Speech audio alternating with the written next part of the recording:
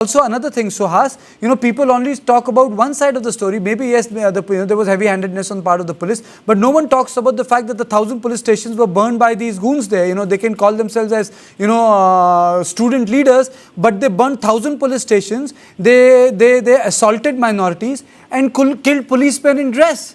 That is also the other side of the story. Well, I would say I think there are two aspects into it. First aspect is what you are referring to, that this government is actually has no idea what they are talking about. Can you hear my voice? Yes. Am I audible? Yes. You are audible. So what I'm saying, the one aspect is the kind of impunity which this government has given for all the abuses which have been committed in the process of the uprising. That's one part, because there's nothing to write home about.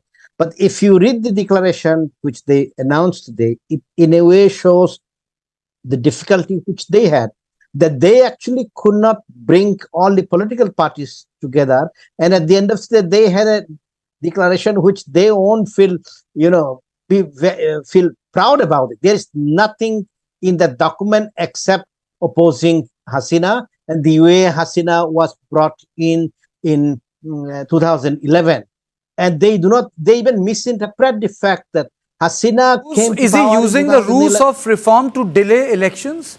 Is this guy using the rules of reform to delay elections, Yunus? Well, absolutely. I mean, he has not done anything.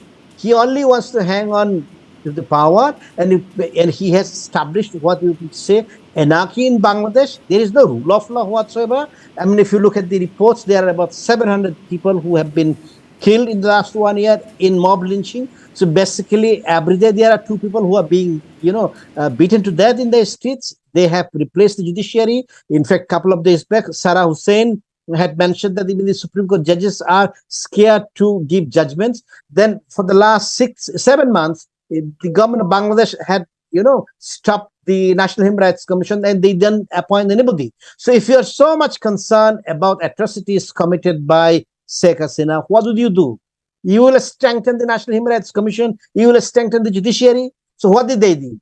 They basically banned the National Human Rights Commission because they fired everybody on 7th of November. So there is nothing to write home, and he can't run the country, and he knows he has run out of time, and possibly he cannot even, forge an alliance where his political party, that's the NCP and the Jamaat Islami together, can form a government. We have to remember one thing, that the students' movement had to be, banned. Apart from the central committee, this anti-discrimination students movement, they had to ban everybody because they have been in the business of extortion.